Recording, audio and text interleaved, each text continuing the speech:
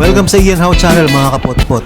Sa vlog na to, pupunta tayo sa Xiamen, China para sa launching ng Winspace M6 Aero Road Bike. Bukod sa mismong launching event, makikita din natin ang proseso kung paano ginagawa ang mga carbon frames, handlebar at wheelset. Simula sa paghuhulma hanggang sa pagluluto ng frame at handlebar hanggang sa fatigue at stress testing ng Winspace frames, wheelset at handlebar, makikita natin lahat yan. Magkakaroon din tayo ng chance na magamit ang Winspace M6 kasama ang mga content creators at athletes na galing sa iba't ibang panig ng Asia. Let's go! Para sa launching ng yung bagong bike na gamit ko, Winspace M6.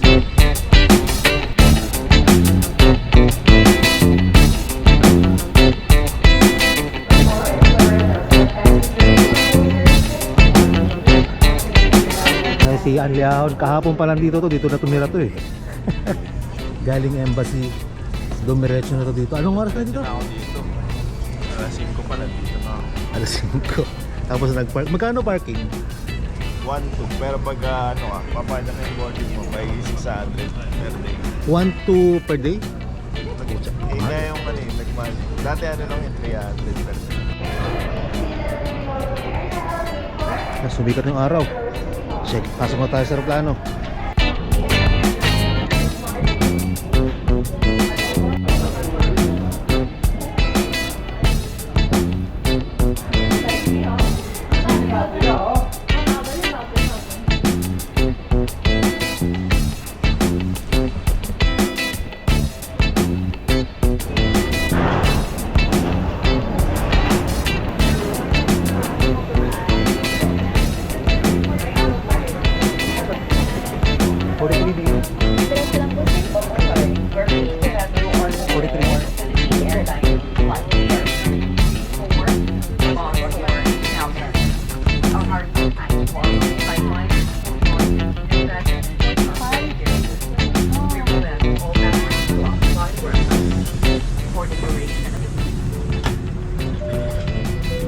Ladies and gentlemen, this is your captain speaking.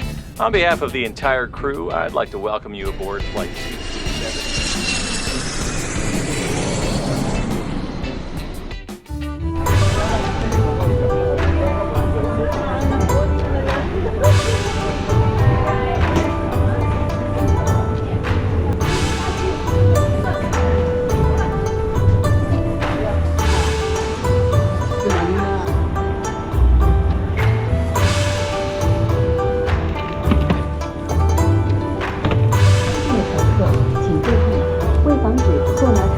Okay, nakuha na namin ni Anliahon yung luggage namin parehas.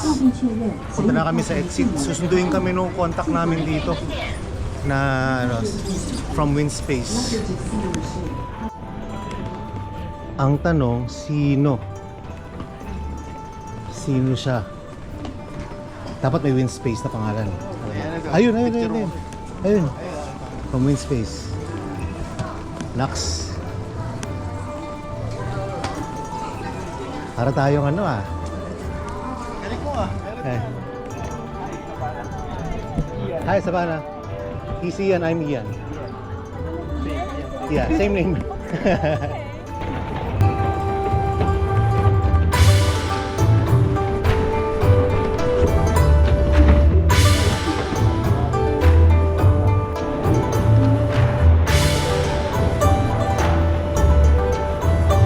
Meron pala kaming kasamang taga Manila rin. Ito dalawa. Malamang ito ang dealer ng Winspace.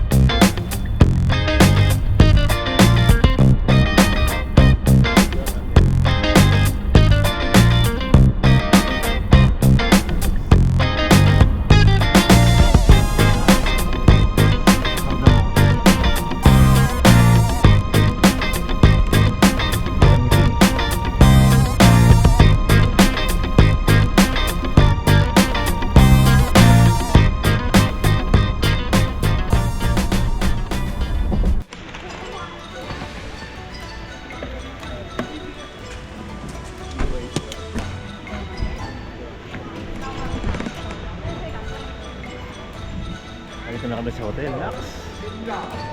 May taga-buhat pa, ha? Tignan mo yan, ha? Naka-tuxedo pa.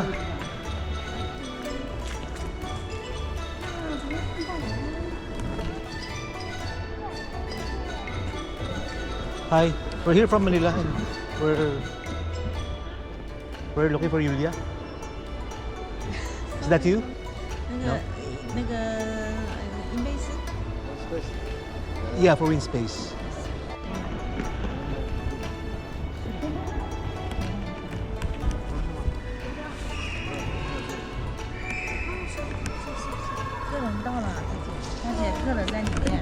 Yeah. Hi, I'm Ian. Lin. Lin. Hi. Hi, Yes, Lin. Yulia is not here. He's in the factory. So this, and we didn't have a shooting plan. I think Yulia told you, we didn't have a plan for Today, yeah. Okay, so we will have the lunch in around 12. Okay. Half 12. So and then after that you can have a rest in the room. Okay. We check in here. All right.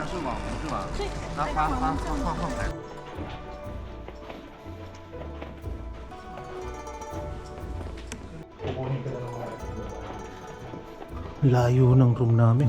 Galing sa lobby, galing sa elevator. Nice.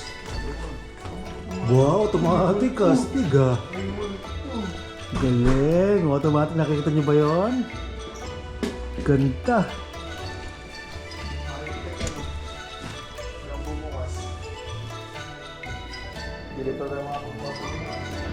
Okay, tour muna tayo ng hotel. At ito yung banyo.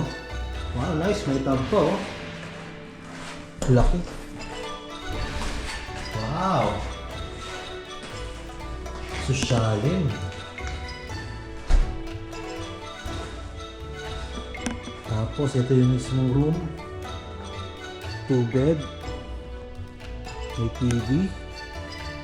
May lamesa. Tapos outside looking, mayroong beach. Tapos ito pala yung binigay sa amin kanina. WinSpace na jacket. Nice.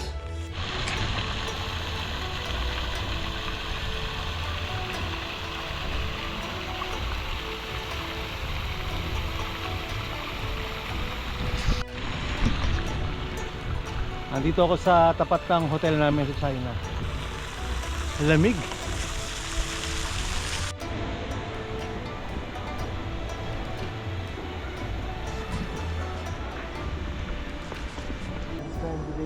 Sorry, Charlie and Andrew. Newly found friends natin from Indonesia. Yes. They're the dealers in Indonesia. But are you also into cycling? Yes. Sure. You do road, gravel, Road, gravel. Everything. everything. Road. What about you? Just road. Andrew is just road, okay. Do you guys compete or just for leisure? No, just for fun. Oh, same. Just for fun. Mhm. Cannot lah. This is topic cannot.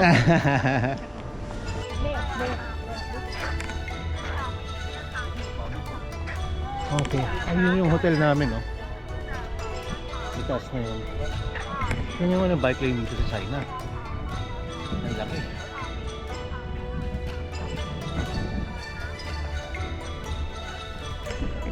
So, punta tayo sa lunch ngayon. Kasama natin. Nabali, ito ang activity natin ngayon. Lunch and then balik na sa hotel.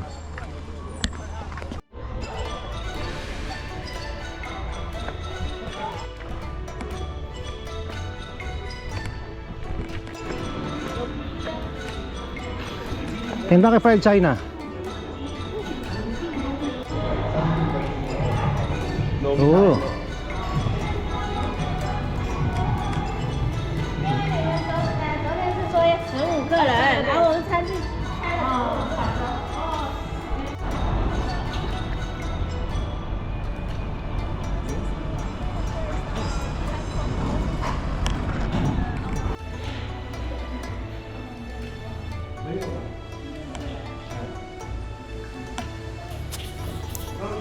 Andito na tayo sa factory ng WinSpace. Ito ang isa sa mga unang step sa paggawa ng carbon frame. Pag ready na ang design, ikakat na ang mga carbon sheets into specific shapes at yun ang gagamitin sa pag-layup ng carbon frame. Kumbaga, gugupit-gupitin into smaller pieces tapos yun ang gagamitin sa pag-layup o pagtapal-tapal sa molde hanggang mabuo ang frame.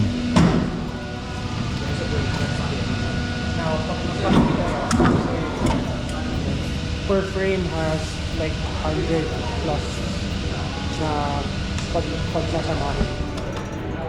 Yung mga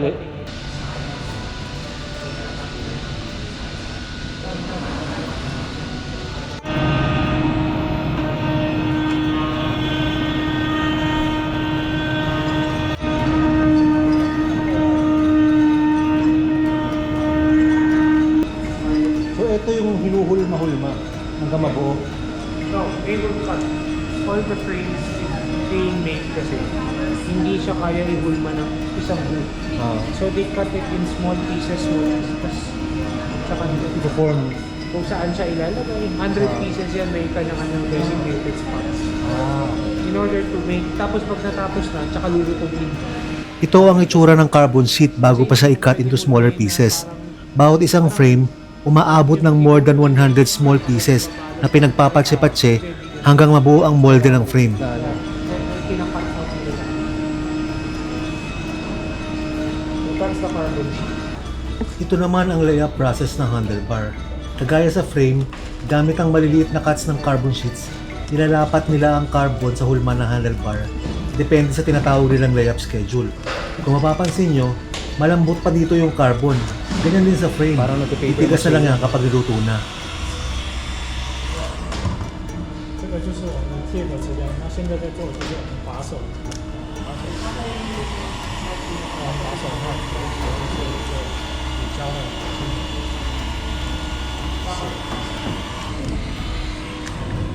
What's this white thing? Do you remove that after the frame is formed? After the handlebar is formed?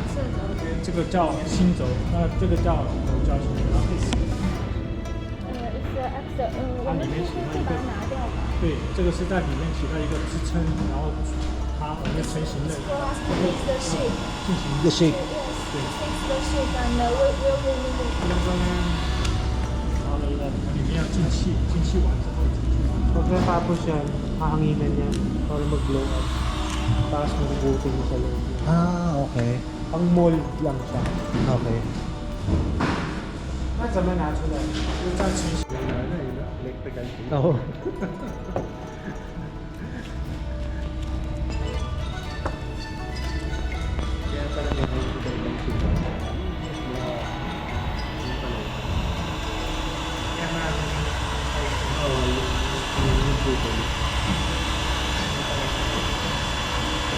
Ang galing mo, yung cut na yun, no? Ano yan? Alam na nila yung... Alam na Pressure? nila kung saan. Kaya mo.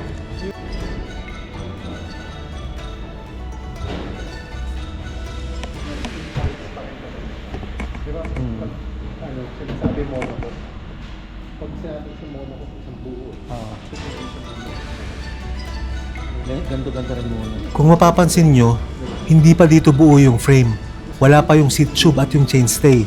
Meron pang bukod na proseso yon kung saan ididikit nila ang mga part na yon gamit ang Elmer's glue. Hindi, joke lang. May special glue silang ginagamit pang carbon na siguradong matibay para sa mga missing parts.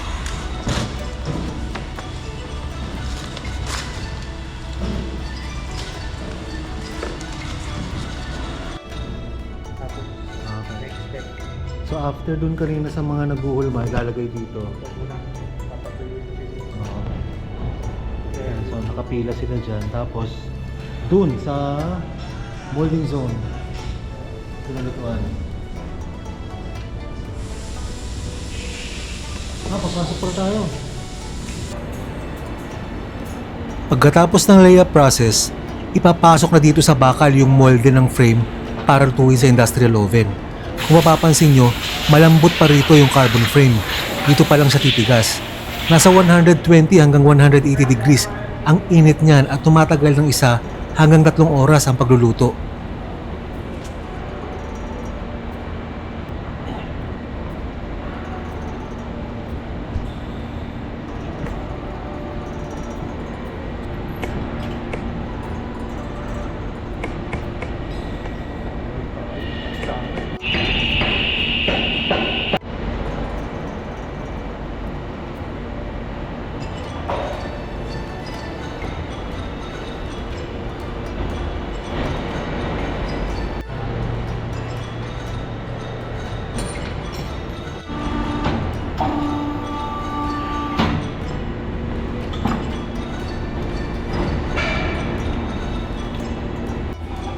Pag nabuo ng frame, handlebar o wheelset, dito naman tinitest kung pasado ba ang nagawa.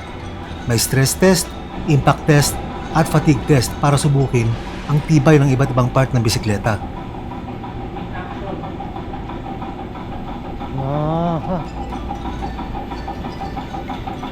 Dito tinetest ang tibay ng top tube at head tube ng frame.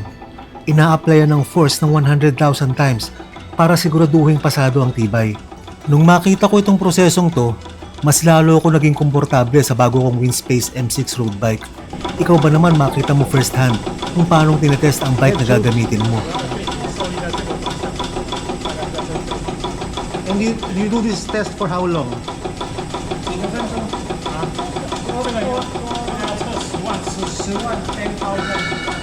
10,000 times. 10,000 times na gumagano'n. 我们设定次数是10万次。 May counter siya. 100,000. 100,000? 100,000. There. So, nasa 7,900 sa meron. Tapos yung bigat niya, hindi lang frame ang may ganitong test. Same stress test, fatigue test, at impact testing din ang dinadaanan ng Winspace handlebars at wheelsets. Fatigue test. Ayan ang tawag nila. Fatigue testing.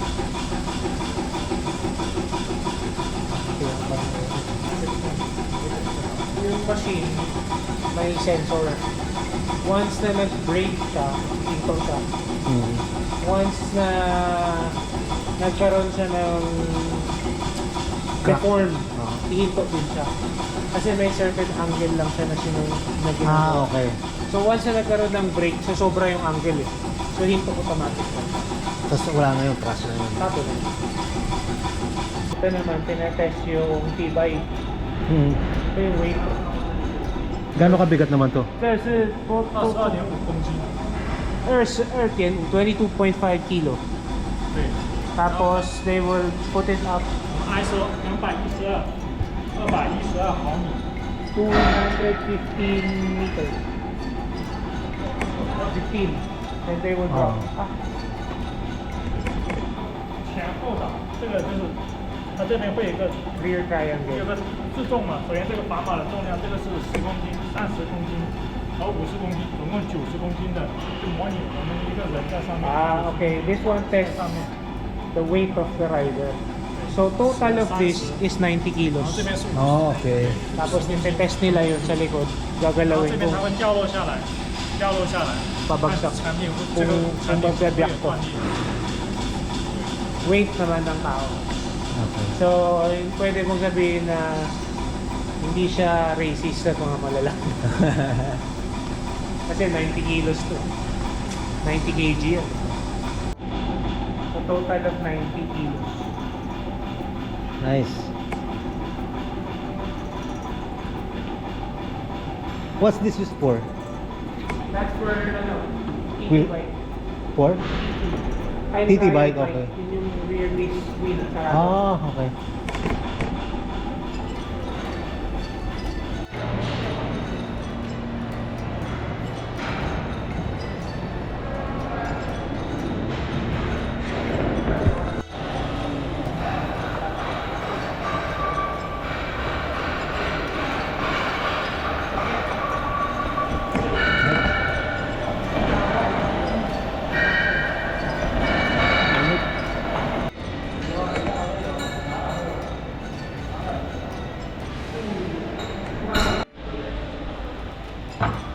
Green pass na. quality pass.